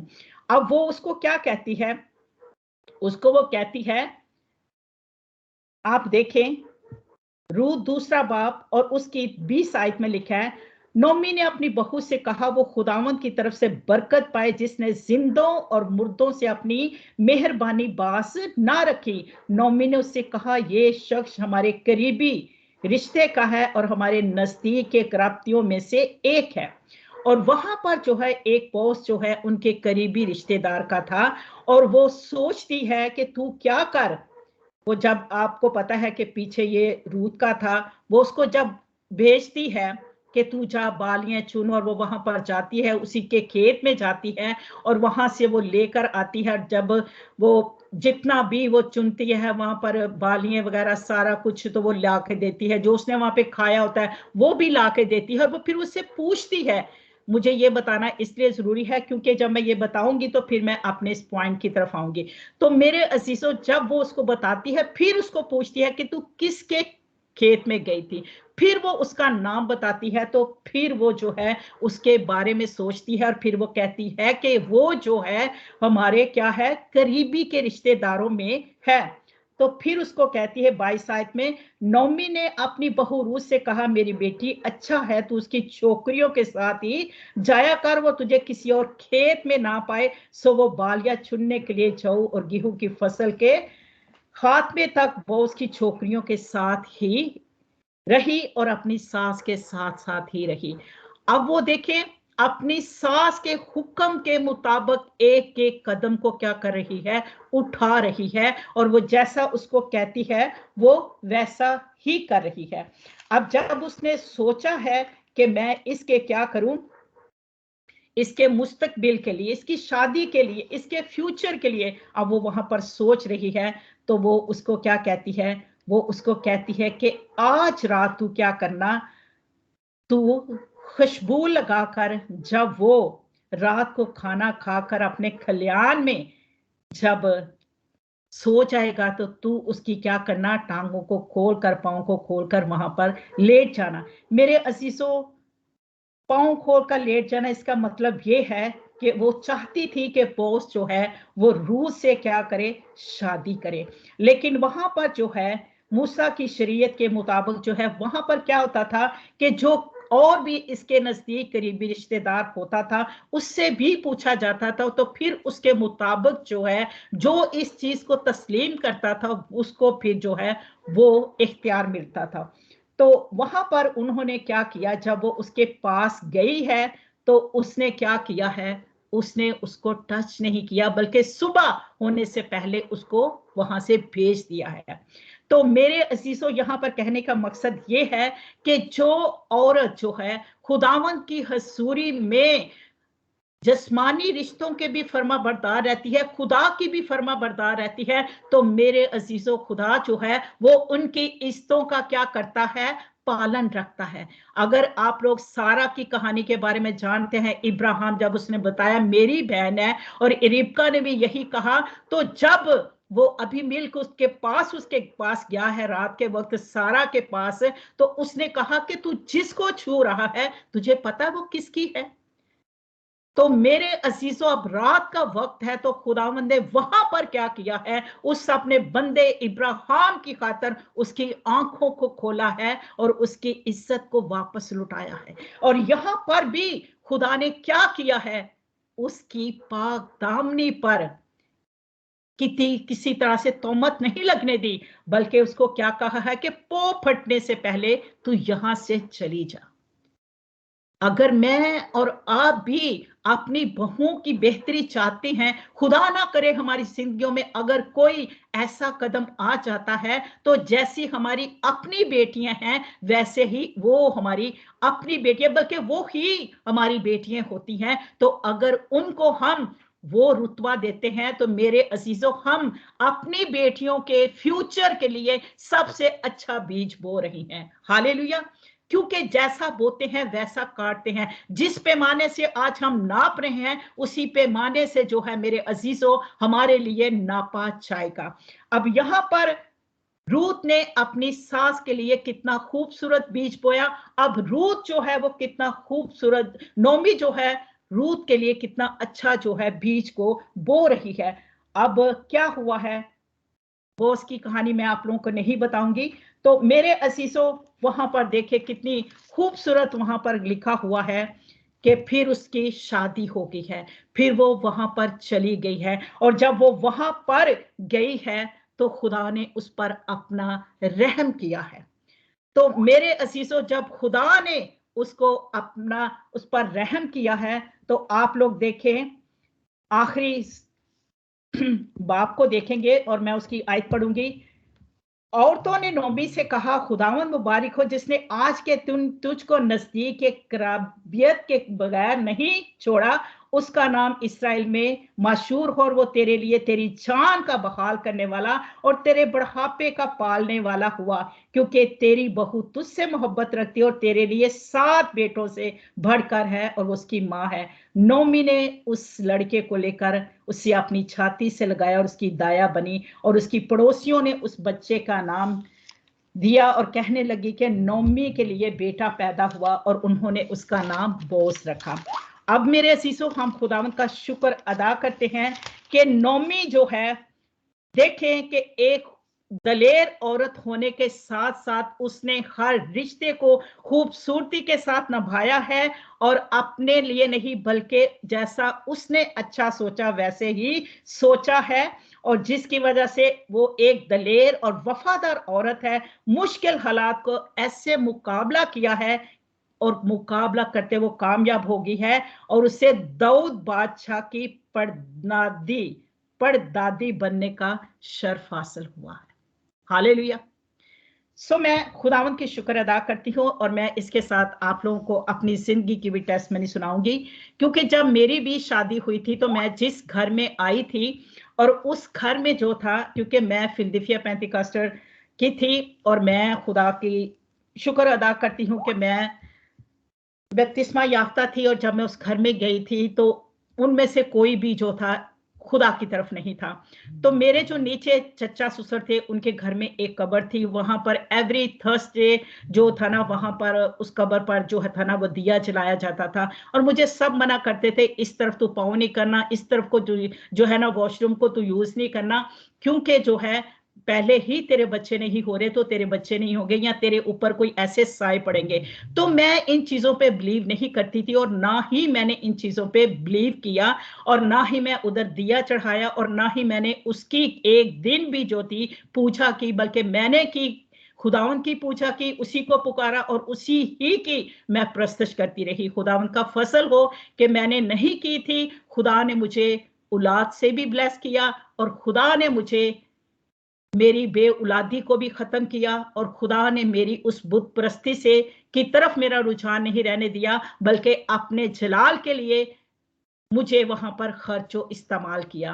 तो जो मैंने सीखा है कि मैं अगर वहां पर गई भी थी तो मैं बुत परस्ती की तरफ नहीं गई, बल्कि मैं अपने खुदा में ही कायम रही, और इसी में कायम रहने की वजह से मैंने वहां से औलाद को भी हासिल किया। जबकि कहते थे कि जब तक तुम वहां पर दिया नहीं चढ़ाओगी, तेल नहीं लगाओ वहां पे डालोगी, तो सजदा नहीं करोगी, तुम्हारी औलाद नहीं होगी। लेकिन मेरे यीशु ने मुझ पर फजल किया, जिसकी मैं प्रस्तुत करती थी, इबादत करती थी, उसने मुझे औलाद दी। खुदा उनका शुक्र हो। और अब जो मैंने सीखा है, मेरी ख्वाहिश होगी कि मैं अपनी औलाद को भी सिखाऊं और अपनी बहुओं को भी सिखाऊं, अपने दुमादों को भी सिखाऊं, ताकि वो भी क्या करने वाले हों, आने वाली अपनी पुश्तों को सिखाने वाले हों, ताकि ये जो रिश्ते हैं खुदावंद में हमारे नस्ल दर नस्ल जो है हजारों पुश्तों तक चले। आमीन। सो खुदावंद मुझे और आप सबको यही तौफीक दे कि हम नोमी की तरह अच्छी सासें बने, ताकि मेरे असीसों आज जैसा हम बोएंगे वैसा काटेंगे, जिस पैमाने से हम नापेंगे उसी पैमाने से हम नापे जाएंगे। सो खुदावंद मुझे और आप सबको इस पर अमल करने की तौफीक दे। खुदावंद आप सबके साथ हो। आमीन। आमीन। Thank you sister Rukhsana. खुदावंद आपको बहुत बरकत दे। बड़ी खूबसूरती के साथ आपने नोमी के किरदार को निभाया। खुदावंद हर किसी के घराने में नोमी जैसी सास खुदा अनायत करें, ताकि घरानों में हमेशा हर घर में खुशियां दौड़े। खुदावंद के कलाम में लिखा है, उसके मुंह से हिकमत की बातें निकलती हैं, उसकी जुबान पर शफकत की तालीम है। दाना औरत अपना घर बनाती है। खुदावंद की शुक्रगुजारी करते हैं आज के इस किरदार के लिए। खुदावंद आपको बहुत बरकत दे और हम सुनने वालों को भी खुदावंद इसी राह पर ले चले, क्योंकि कलाम कहता है कि तू ऐसी तालीम दे जिस राह पर तूने अपनी औलाद को ले जाना है। खुदावंद का शुक्र है सिस्टर जी, खुदावंद में आप बढ़ती रहें और इसी तरह आप अपने आप को खर्च और इस्तेमाल करती रहें। आइए हम आगे बढ़ते हैं प्रस्तुत के लिए। मैं सिस्टर मार्गरेट से दरख्वास्त करती हूँ कि प्लीज अपने माइक अनम्यूट करके खुदावंद की हमदस्ताइश में आगे बढ़ें। जी थैंक यू सिस्टर जी। खुदावंद आपको बरकत दे। खुदावंद के अजीम नाम में आप सबको सलाम। खुदावंद की प्रस्तिश में मैं गीत गाऊंगी, मैंने ढूंढा ये सारा जहां, तेरे जैसा ना कोई मिला। मैंने ढूंढा ये सारा जहां, तेरे जैसा ना कोई मिला, जैसे तूने किया है क्षमा, तेरे जैसा ना कोई मिला। मैंने ढूंढा ये सारा जहां, तेरे जैसा ना कोई मिला, जैसे तूने किया है क्षमा, तेरे जैसा ना कोई मिला। दुनिया के आगे दुहाई बहुत दी, आंसू के बिन ना मिला मुझको कुछ भी। दुनिया के आगे दुहाई बहुत दी, आंसू के बिन ना मिला मुझको कुछ भी। तुझको मिला जब मैं तब तुझको जाना, तब तेरे आगे जो मैंने दुआ की, तूने सुन ली है मेरी दुआ, तेरे जैसा ना कोई मिला।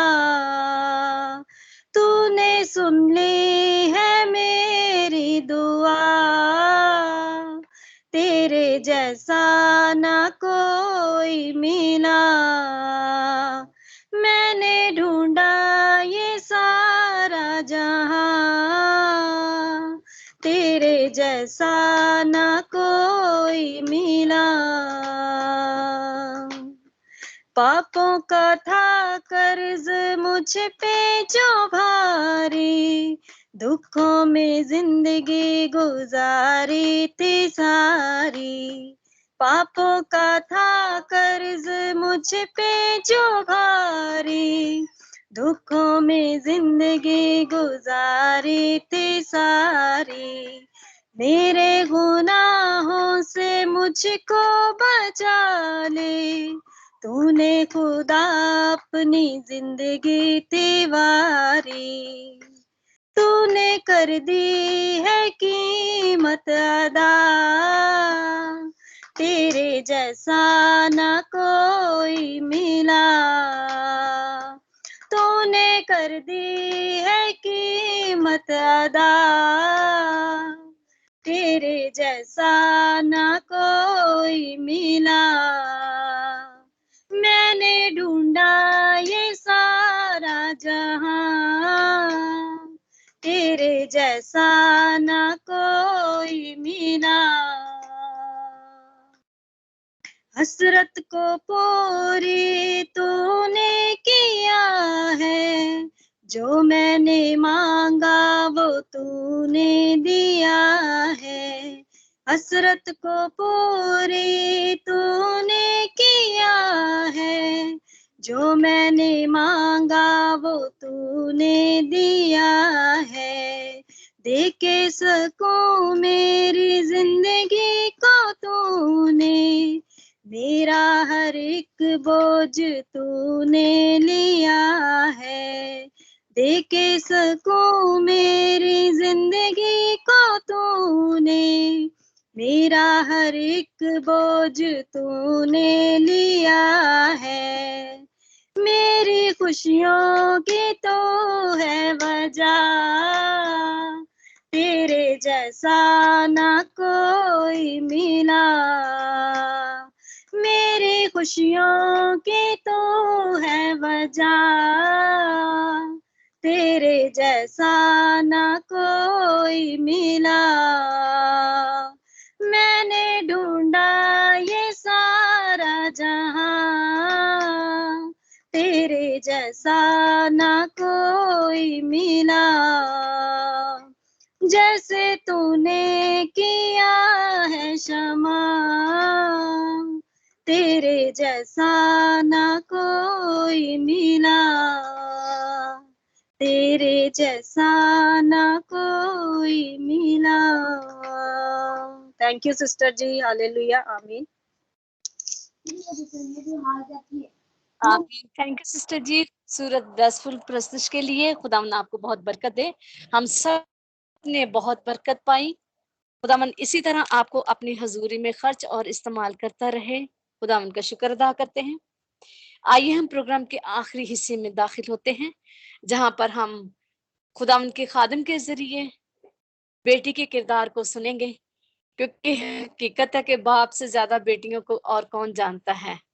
बेटियां बाप से मोहब्बत करती हैं और बाप के बोलने से पहले बेटी अपने बाप को भांप लेती है कि मेरा बाप, इसकी आंखें, इसका मुंह, इसका नक्श, इसका बोलने से अंदाज, अब ये मेरा बाप मेरे लिए या हम सबके लिए क्या कहना चाहता है।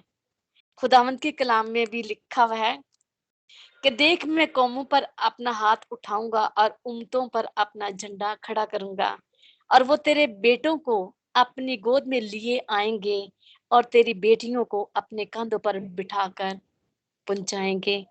मैं बड़ी इज्जत और एहतराम के साथ अपने पास्टर जॉन लतीफ से दरख्वास्त करती हूँ कि पास्टर जी आप आए और आज के किरदार को जो बेटी का है वो हम तक पहुंचाएं। Praise the Lord. Praise the Lord. Welcome pastor ji. Welcome welcome, God bless you. मैं शुक्रगुजार हूँ आप तमाम माओं का, तमाम बहनों का और तमाम बहुओं का, तमाम लीडर्स का, तमाम सासों का।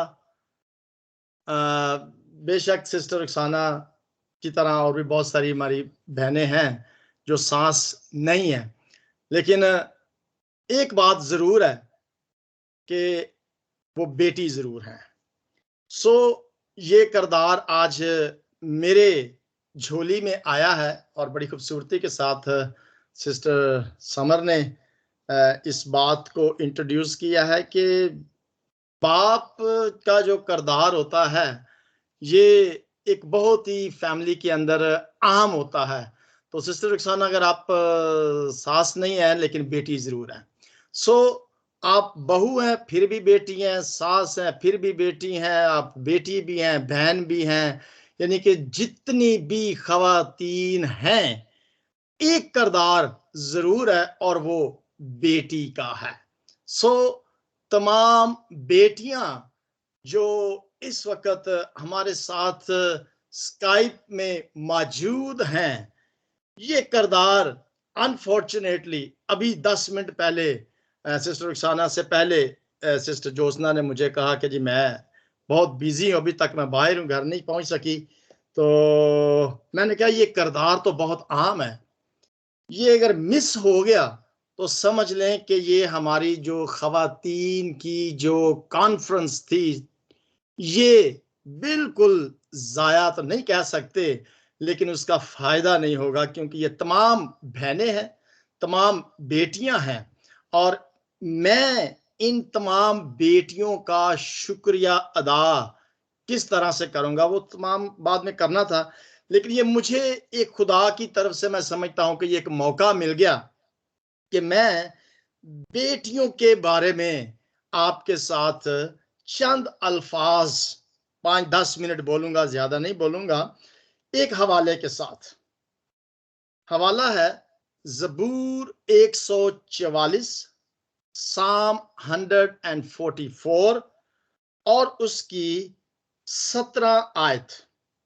मैं इस किरदार को अदा करने में कुछ थोड़ा सा जज्बाती भी हो सकता है, और आपको पता है कि मैं जज्बाती बहुत जल्दी हो जाता हूँ, ये बहुत ज्यादा मेरे अंदर ये एक वीकनेस है, लेकिन मैं कोशिश करूंगा, इसलिए मैं वीडियो जो है वो ऑन नहीं कर रहा। सो हम इस आयत को पढ़ते हैं। ये है ज़बूर 144 और उसकी 12 आयत। हाँ जी, 17 तो है ही नहीं है, 12 आयत है। हाँ जी, 17 नहीं है, 12 है। हाँ जी, पढ़ूं बिल्कुल आपके लिए? जी, पढ़े सिस्टर जी। आए मेरे अजीजों, मेरे साथ खुदा उनके मुकद्दस कलाम में से देखें, ज़बूर, दाऊद का ज़बूर है 144, उसकी 12 आयत। यहाँ पर बड़ी खूबसूरती के साथ लिखा है, जब हमारे बेटे जवानी में कदावर पौधों की मानद हों और हमारी बेटियां महल के कोने के लिए तराशे हुए पत्थरों की मानद हों। हालेलुया, आमीन। आमीन आमीन आमीन। बहुत बहुत शुक्रिया सिस्टर रुखसाना, खुदा आपको बरकत दे। बेटे जब कदावर हो जाते हैं, जवान हो जाते हैं, तो पेरेंट्स जो है वो बड़े फख्र के साथ कहते हैं कि जी मेरा बेटा पैदा हुआ है, बड़ी खुशियां करते हैं। और हम सब जिस मुआशरे के अंदर रहते हैं, हम सब जानते हैं कि बेटों की बड़ी कदर की जाती है। अगर बेटी पैदा हो जाए तो गोलियां से उसे उड़ा भी देते हैं। कुछ ऐसे सेंस के लोग भी होते हैं, और ये खबर आपने देखी होगी। यहां पर लिखा है कि बेटियां महल के कोने के लिए तराशे हुए पत्थरों की मानद। कितनी खूबसूरत बात लिखी गई है कि बेटियां क्या हैं, जो महल होता है, ये तशबीह दी गई है, यानी कि घर जो होता है, उस घर के अंदर जो पिलर्स होते हैं, तराशे हुए पत्थर, पिलर्स को बड़ा तराश के तो उसको खड़ा किया जाता है। इसका मतलब है कि बेटियां जो हैं वो घरों के अंदर एक सतून की तरह होती हैं, एक पिलर की तरह होती हैं, और पिलरों का जो काम होता है वो आप खूबी तौर पर जानते हैं कि उनका बड़ा आम और ज़रूरी किरदार होता है कि अगर घर में पिलरों के साथ घर को ना बनाया जाए तो वो घर जो है वो तबाह हो जाता है। मैं यहाँ पर ये ज़रूरी बताना चाहूँगा आप तमाम बेटियों को जो हमारे साथ फेसबुक लाइव पर हैं या हमारे साथ स्काइप पर मौजूद हैं या बाद में व्हाट्सएप पर भी इसको जो सुनेंगी, तमाम की तमाम बेटियों से मैं आज मुखातब हूं। और अगर मैं ये कहूं कि तमाम की तमाम मसीही बेटियों से मैं मुखातब हूं कि जितनी बेटियां मसीह यस्सु पर ईमान रखती हैं, मैं आज एक बहुत जरूरी लेसन आपके गोशो गुजार करना चाहता हूं। आज बहुत सारी नौजवान बेटियों को एक बात का इल्म नहीं है। मैं फिर से इस जुमले को दोहराऊंगा, अपना माइक जरा बंद कर लें क्योंकि आवाज डिस्टर्ब होगी। कि बहुत सारी हमारी मसीही नौजवान बेटियों को एक बात का इल्म नहीं है, और मैं वो बात आज आपके गोशो गुजार करना चाहता हूं। उनको इल्म नहीं है कि कंवारेपन के सालों को किस तरह से गुजारना है। बिफोर मैरिज, शादी होने से पहले के जो साल होते हैं, इसे हम टीन एज भी कह सकते हैं, उन सालों को किस तरह से मसीही, मैंने बोला है कि मसीही बेटियों को अपने कुंवारेपन के सालों को इस गुनाह भरी दुनिया में रहते हुए किस तरह से गुजारना है। सो ये बड़े राज की बात है। मैं चाहूंगा कि हम जरूर इस बात को दूसरों के साथ शेयर करें। आज के इस छोटे से पैगाम को आप शेयर जरूर करें, चाहे वो कोई भी बेटी क्यों ना हो। आपकी दोस्त हो सकती है लेकिन वो बेटी है, आपकी माँ हो सकती है लेकिन वो बेटी है, आपकी बहू हो सकती है लेकिन वो बेटी है, आपकी कोई दोस्त हो सकती है लेकिन वो बेटी है। मसीही बेटी अपने जवानी के सालों को या कंवारेपन को किस तरह से गुजार। देखिए, दुनिया में रहते हुए खास तौर पर इस एज के अंदर, टीन एज के अंदर, अक्सर कहा जाता है ना, बेटियों को दोस्तें जो होती हैं, नौजवान जब बेटियां होती हैं तो वो उन्हें क्या कहती हैं, कहती है कि दोस्त नहीं बनाया। अक्सर आपने सुना होगा, आप क्या ये पढ़ाई कर रही हैं, छोड़े पढ़ाई को छोड़े, आप कोई काम करें, आप अपने पांव पर खड़े हों और आप कोई जॉब को ढूंढें। यानी कि आप अभी तक अपने माँ बाप के क्या कहते हैं, बेबी बॉय, जिसे मामा बॉय या मामा गर्ल बने हुए हैं, मामा के पीछे लगे हुए हैं, जैसे मामा कहती है बहुत सारी। यानी कि वो कहते हैं कि अपने माँ बाप की नहीं सुनो। आप अभी 18 के हो गए, शादी तो नहीं हुई, 18 के हो गए हैं, जवान हो गए हो, आप ये करो, आप वो करो। यानी कि गलत गलत मशवरे जो हैं वो बेटियां सुनती हैं अपने दोस्तों से, अपने स्कूलों से। और ये एज जो होती है ये बड़ी ही खतरनाक, डेंजरस एज होती है। इसके लिए हम आज खुदावंद के जिंदा पाक कलाम में से देखेंगे कि वो मसीही नौजवान बेटियां अपनी शादी से पहले किस तरह से उन सालों को गुजार सकती हैं। देखें, टीन एज जो होती है ये जिंदगी को तबाह कर देती है अगर वो सही फैसले ना करें। इस टीन एज के अंदर फैसला करना जो होता है ये बहुत जरूरी होता है। सो मेरी दरखास्त होगी तमाम बेटियों से, चाहे वो माँ है, चाहे वो बहू है, चाहे वो सास है, या जो भी आपका किरदार है, मेरी दरखास्त होगी आप बेटियां सुन ले गौर के साथ कि मसीही नौजवान बेटी को क्या करना चाहिए। एक बड़ा अहम सवाल है, इस सवाल को ज़हन के अंदर रखें। कलाम मुकद्दस के मुताबिक हम आज देखेंगे कि मसीह यीशु ने कलाम मुकद्दस में नौजवान मसीही बेटियों को किस तरह की जिंदगी गुजारने के बारे में कहा है। रोमियो के खत में देखेंगे उसके 12 बाब में और उसकी दूसरी आयत में क्या लिखा हुआ है। मसीह होते हुए, खुदा पर ईमान रखते हुए, उस पर यकीन और भरोसा रखते हुए, रोमियो के खत में उसके 12 बाब और उसकी दूसरी आयत में अगर कोई पढ़ना चाहे तो पढ़ सकते हैं। मैं थोड़ा निकालने में पता नहीं देर लगा सकता हूं। रोमियो 12 बाब और उसकी दूसरी अजी निकाल लिया मैंने।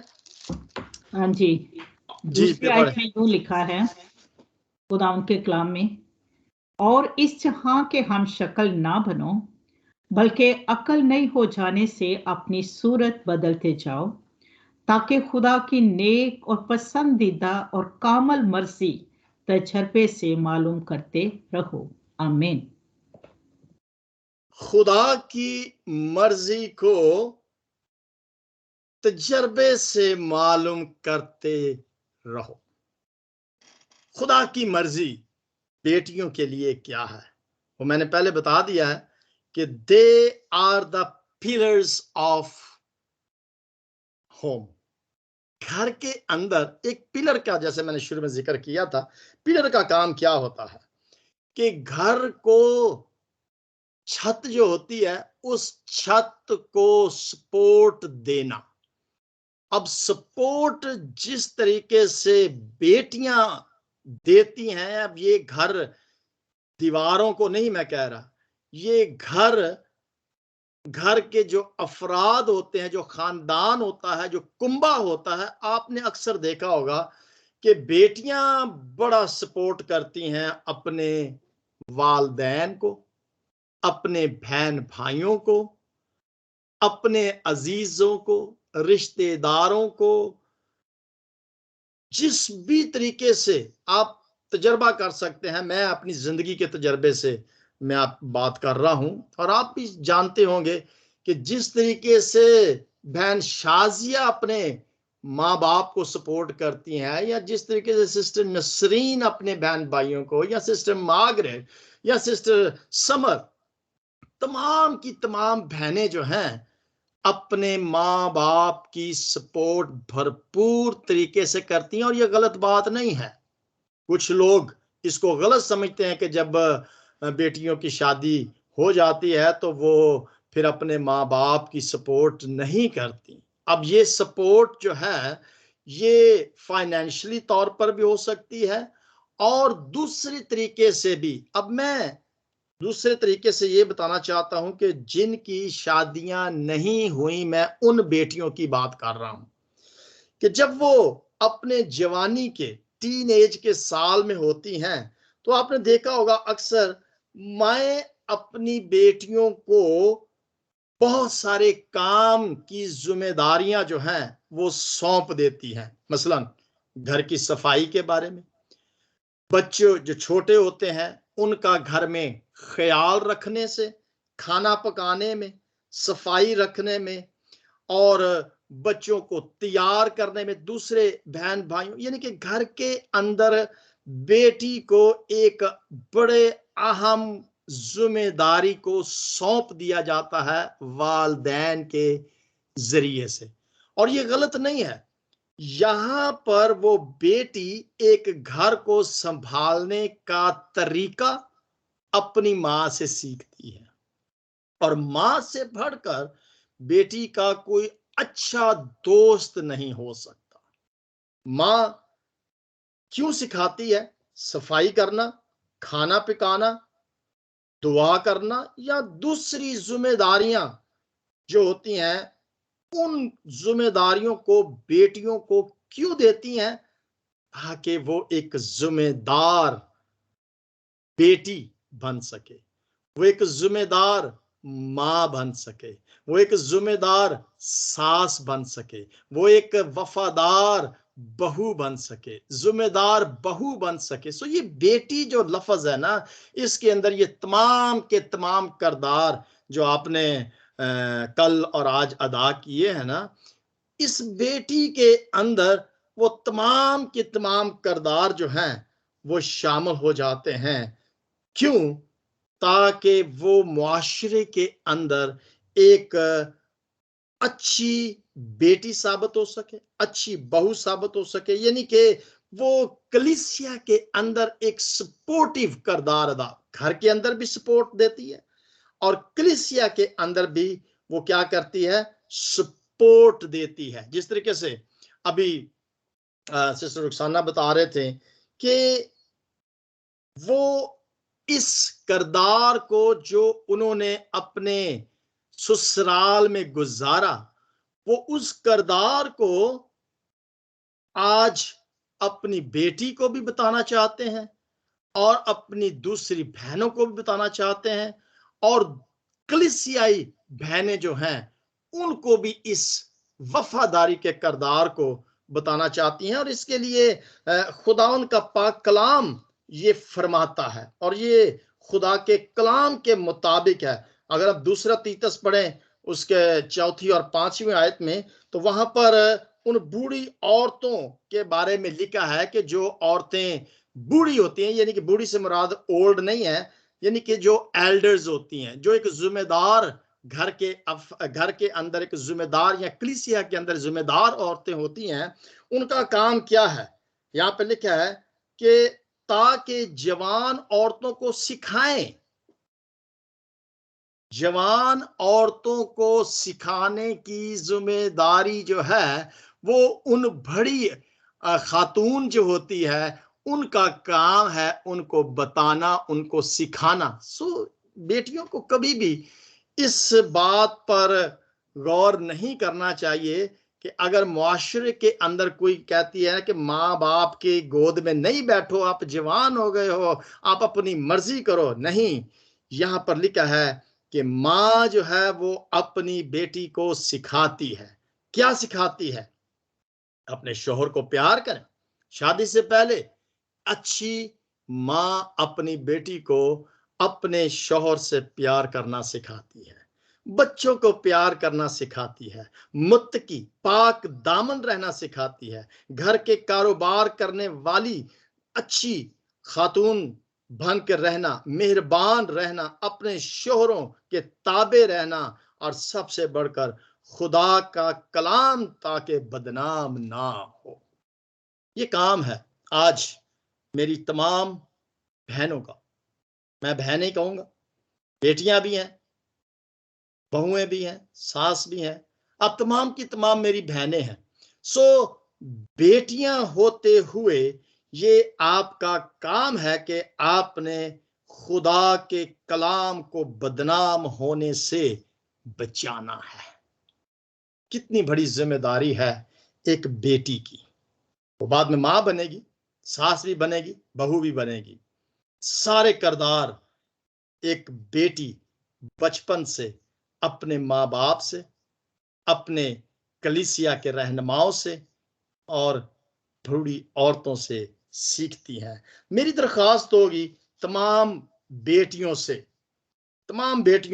चाहे आप सास है, बहू है, जो भी हैं, तमाम बेटियों से कि अपनी जिम्मेदारी को बड़ी वफादारी, दयानतदारी, ईमानदारी के साथ निभाएं ताकि अच्छी औलाद पैदा हो, अच्छी कलीसिया बन सके, अच्छी बहू बन सके और अच्छी मसीह खादमा बन सके। खुदावंद आज के कलाम के वसीला से हम सबको बरकत दे। आमीन।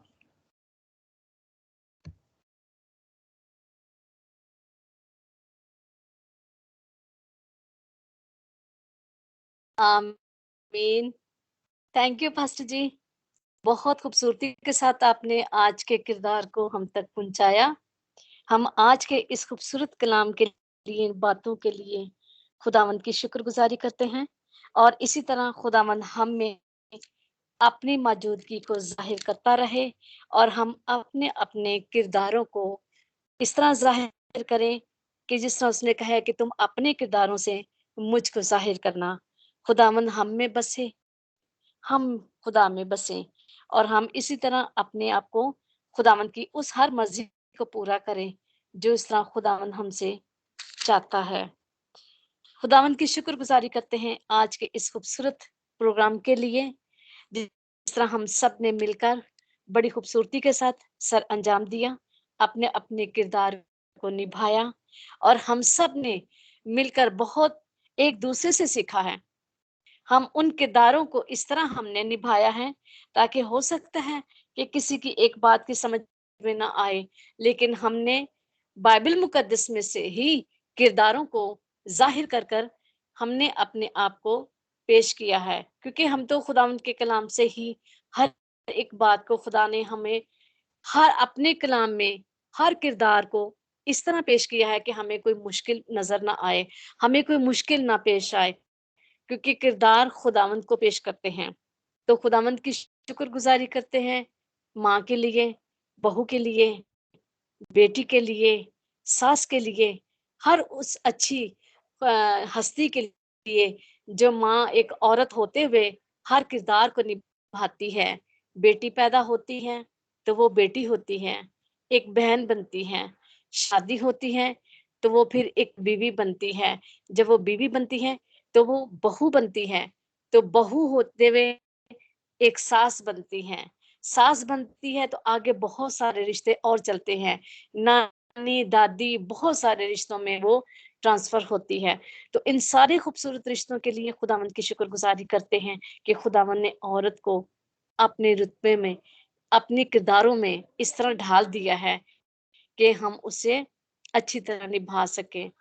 तो पास्टर जी, आज के इस प्रोग्राम के लिए हम खुदावंद की शुक्रगुजारी करते हैं, और आपकी भी, जिस तरह आपने हमारे लिए ये प्रोग्राम आज एक तरतीब दिया कि ख़वातीन का आलमी दिन मनाया जाए। तो आगे भी हम खुदावंद से इल्तिजा करते, दरख्वास्त करते हैं कि अगला साल खुदावंद हमारी ज़िंदगी में दे, ताकि हम इसे और ज़्यादा बेहतर तरीके के साथ सर अंजाम दे सकें। आइए हम खुदावंद की शुक्रगुजारी करते हैं आज के इस प्रोग्राम के लिए। खुदावंद इस प्रोग्राम के ज़रिए हमारा हादी और मददगार रहा, हमारे साथ रहा। खुदावंद ने हर तरह की हमारी रहनुमाई की और उसने अपनी बेटियों को अपने पाक मज़बा पर अपने किरदारों से उसने इस्तेमाल किया। तो मैं साबिर भाई से दरख्वास्त करती हूँ कि प्लीज़ आप आज के सारे प्रोग्राम के लिए शुक्रगुजारी की दुआ कीजिए, अगर आप हमारे साथ हैं तो।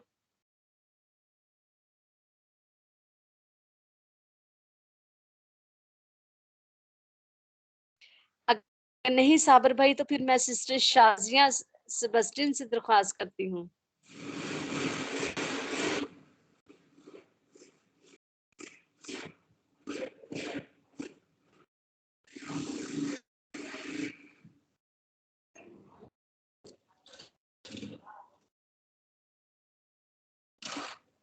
हेलो